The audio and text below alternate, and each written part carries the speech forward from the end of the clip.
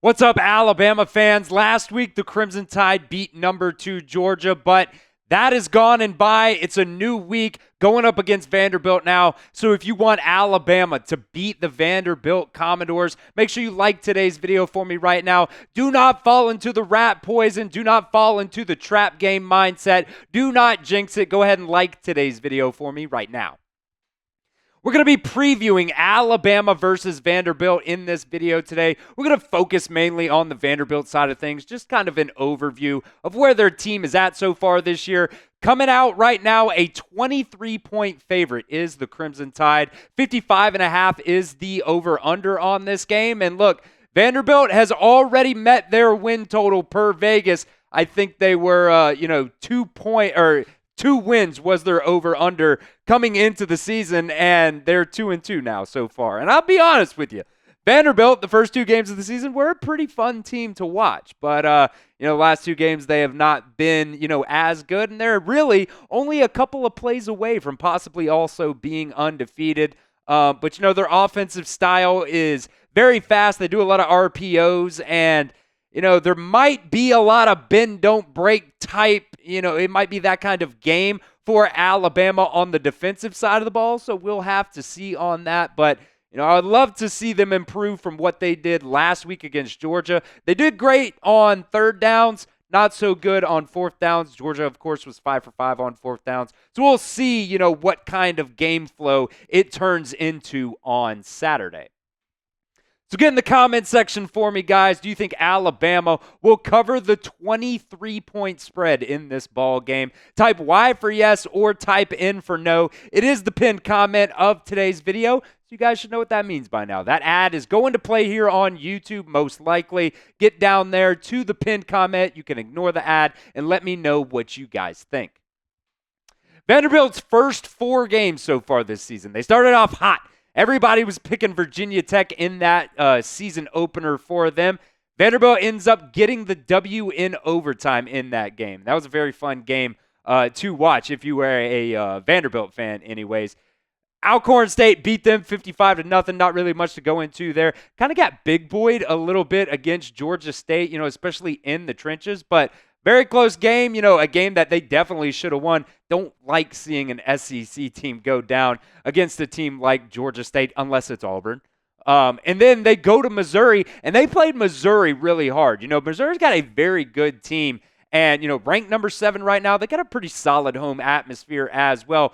Took them to double overtime and missed a field goal in double overtime to end up losing the game. If they hit that, they would have gone to the 3rd overtime, and who knows what would have happened in that 3rd overtime if they would have gotten there. So Vanderbilt, definitely a team that, on paper, definitely not as good as you, not as coached well as you, but, definitely a team that has a lot of fight in them, and you cannot, overlook them as an opponent. No matter how bad they've been in the past or no matter what the win totals are coming out of Vegas for them so far this season.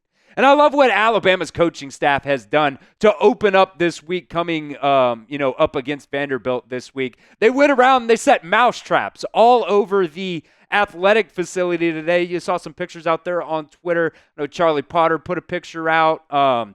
Some other Alabama beat reporters put some out as well. And I didn't even realize this. I forgot last year they did the same thing before that Kentucky game. So kind of throwing it back, whether it's a rat poison thing or whether it's a trap game thing, all of it kind of, goes into the same boat. Because after that win last week, Alabama is now ranked number 1 in the AP poll. And you do not want that to go to your head before this game. And these are the kinds of games that really made Nick Saban so great at his time at Alabama. I think, going just off the top of my head, I think only 2 unranked losses for Nick Saban in his time at Alabama. Back at 2007 game against ULM, you think back to that game, and that's one that Nick Saban brought up almost every single year when you came across games like this. And that Texas A&M game in 2021, they were a dangerous team that, had lost a couple games and, they just didn't look like they were really vibing, and they just kind of came together Alabama, of course, going to their place. Texas A&M is a very hard place to play, but those were really the only two games off the top of my head that I can remember that Nick Saban lost in his time at Alabama to those unranked opponents. And I think Kalen DeBoer, he brings in this mentality, kind of the same of Nick Saban. You saw it with the mousetraps being put all over the facility. And I think Kalen DeBoer, with that mentality, man, it's crazy. He's been so locked in during games so far this season. He said today during his press conference with Alabama media that he hasn't even heard Dixieland Delight being played in the stadium yet. You're 3 home games in now, and you haven't heard Dixieland Delight. That should tell you everything you need to know about this guy's mentality. He said, I see the lights go off, but, I thought they were supposed to play it in between in the third and the fourth quarter, and then, they don't play it. They must play it some other time. I don't know how you're missing 100,000 Alabama fans screaming F Auburn, LSU, and Tennessee too, but that should tell you exactly how locked in Kalen DeBoer is, especially during games and in that week leading up, in preparation before those games on Saturday. I want to give a shout out to our friends over at Game Time. If you guys want to go to this Alabama versus Vanderbilt game, there's probably going to be a lot of Alabama fans there. It's usually how it happens.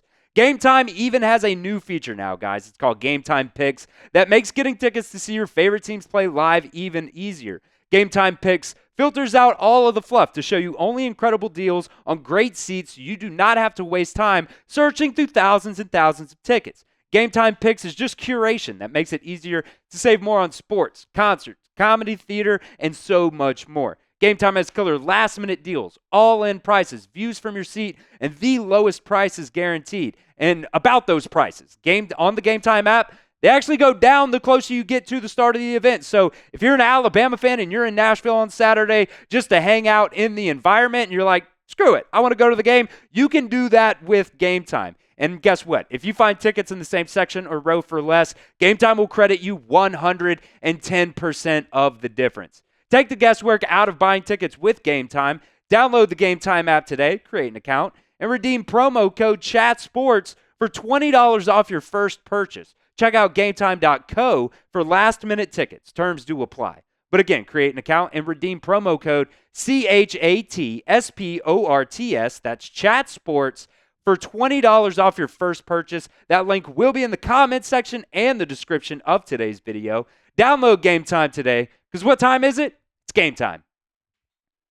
So Vanderbilt's quarterback, Diego Pavia, actually, has had some success so far in the SEC, but not as an SEC quarterback. Yes, he was the guy who was the quarterback in New Mexico State last year. They went into Auburn and they took down the Auburn Tigers in that game. So, definitely a guy who is not afraid to go up against some, big-time SEC opponents, asterisks on big-time SEC opponents when you're talking about Auburn. But they were at Auburn, and, you got to give it to them. That is a great environment, especially that was a game, late in the season, right before the Alabama game. So, they are really going crazy there. So credit to him what he was able to do last year. And like I said earlier at the top of the show, get ready for a lot of RPOs in this game. Diego Pavia, also does a lot on the ground for Vanderbilt. You look at that 279 yards, rushing yards. Seems like a lot, right? That's more than Jalen Milroe's got right now. I'm pretty sure anyways.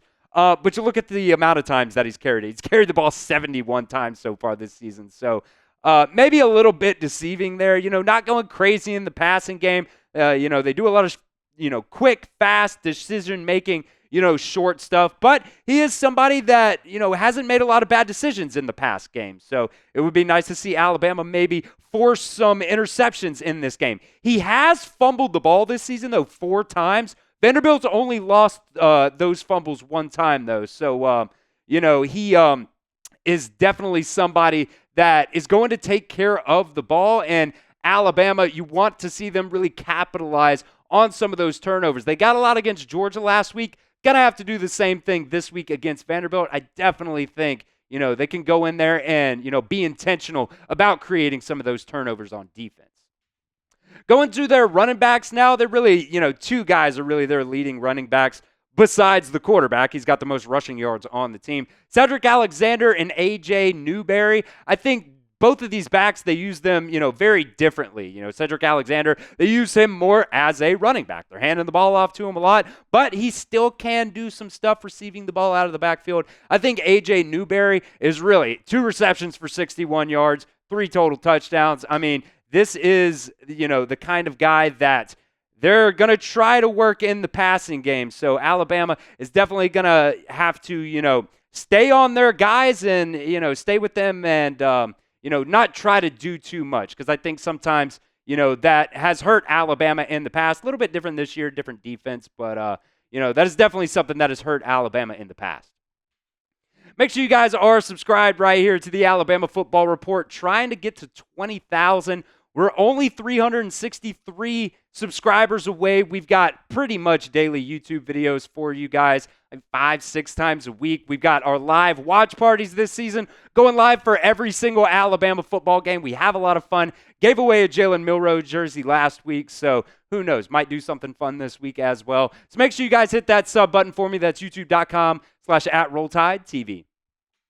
Now to the receiving leaders for Vanderbilt. Really, the one guy that has shined for Vanderbilt so far this season is Eli Stowers. 19 receptions with 220 yards, 1 touchdown. Vanderbilt really, has thrown the ball to a lot of different guys. They got like 6 or 7 guys with receiving touchdowns so far this season. But really, Eli Stowers is the one that you're going to have to really lock up. They've got some explosive guys too. Joseph McVay, he's got 1 reception for 65 yards. So, definitely can't overlook anybody, but Stowers is definitely going to be the guy that I'm going to have my eye on in this game.